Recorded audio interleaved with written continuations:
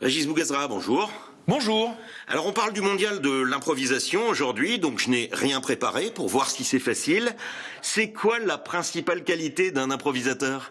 Alors, la capacité principale d'un improvisateur, c'est l'écoute. C'est être capable, quand on est un comédien, par exemple français, d'improviser avec un Québécois devant 700 personnes, parce que les Québécois se disent francophones, mais ils ne le sont pas vraiment. Mais il faut être donc à une écoute très compliquée et vraiment très forte pour pouvoir construire avec l'autre comédien. Donc la capacité principale, c'est vraiment l'écoute. Alors ce mondial oppose des pros de l'impro de 4 pays, Québec, Belgique, Suisse et France. Ce sont des pros, alors il y a bien un Zlatan de l'impro parmi eux. Alors, pour moi, un des comédiens les plus forts que j'ai vu en improvisation théâtrale, pour moi, c'est Axel Van Exter, qui est un comédien belge, et la Belgique est championne du monde en titre, et vient donc à Strasbourg pour défendre son titre. Donc pour moi, un des joueurs les plus émérites, c'est donc Axel Van Exter de l'équipe de Belgique, et une de mes comédiennes préférées, c'est Virginie Gritten de l'équipe de France, qui sera présente aussi. Elle joue la plupart du temps à la LIFI à Paris, et elle fait partie de l'équipe de France, qui sera là donc ce week-end, le week-end de Pâques. Et la problématique, c'était le lapin de Pâques.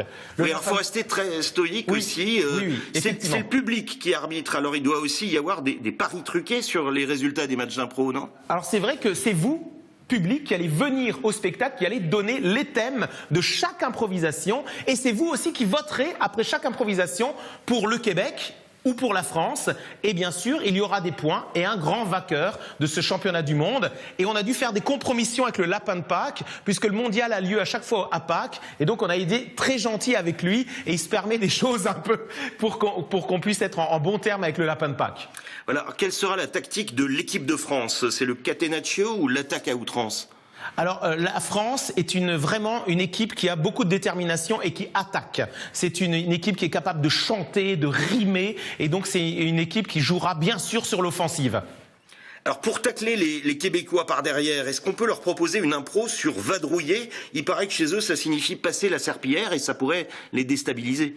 Alors, les Québécois, parfois, c'est vrai, ne connaissent pas nos expressions françaises très typiques du moment, et ça peut effectivement les déconcentrer. Alors, le lapin, on lui a donné que 5 tonnes de carottes pour qu'il soit sympa avec moi, mais il me paraît un peu lubrique quand même. Les Québécois, c'est des gens qui sont plus visuels que les Français, parce que c'est vrai qu'ils ont des écoles chez eux de mime, de danse, et les comédiens chez eux sont formés de façon un peu plus forte à l'art, on va dire, corporel.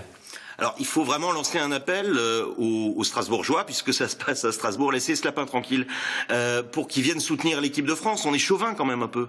Alors, c'est vrai que le public français va soutenir la France parce que, et voilà, il y a une affection, il y a quelque chose de l'ordre du cœur vers l'équipe de France, mais quand même, notre public strasbourgeois est à l'écoute des autres équipes, puisque c'est la Belgique qui est championne du monde en titre et qui a gagné l'année dernière. Donc oui, le public est chauvin, mais oui, le public sait reconnaître aussi les qualités des autres équipes et vote pour les autres, puisque la Belgique est tenante du titre.